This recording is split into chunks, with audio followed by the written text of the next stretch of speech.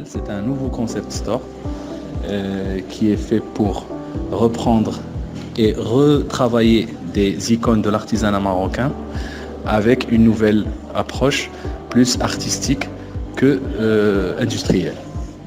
Donc on a repris des anciennes icônes, par exemple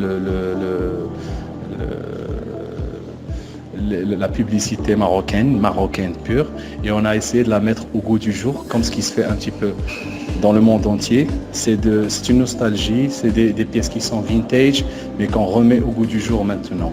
Et le Maroc, dans son histoire, est riche par cette approche-là. On a beaucoup de produits qui sont malheureusement oubliés, et nous, on essaie de les remettre au goût du jour pour en faire des pièces qu'on utilise à la maison, comme des ustensiles, des luminaires, juste des tableaux.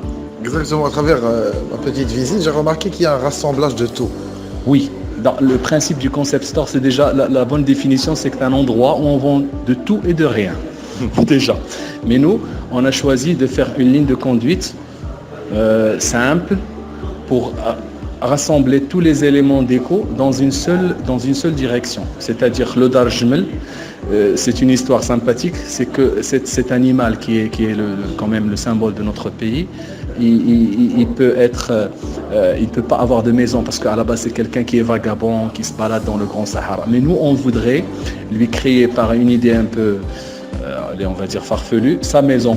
Qu'est-ce qu'il aimerait avoir une fois qu'il aura décidé de s'installer définitivement. C'est de là où c'est parti l'idée. Et on a commencé à chercher avec ma femme sur des choses qui peuvent être tout de suite comprises par les codes que je disais tout à l'heure, industriels, le super luxe, les menorahs, les icônes avec lesquelles on a grandi, on a grandi avec ça. Ça peut interpeller les Marocains pour qu'ils ils reprennent la fierté d'avoir aussi une histoire dans la publicité et dans la décoration et dans le design en général. Bonne chance. Merci beaucoup. Merci.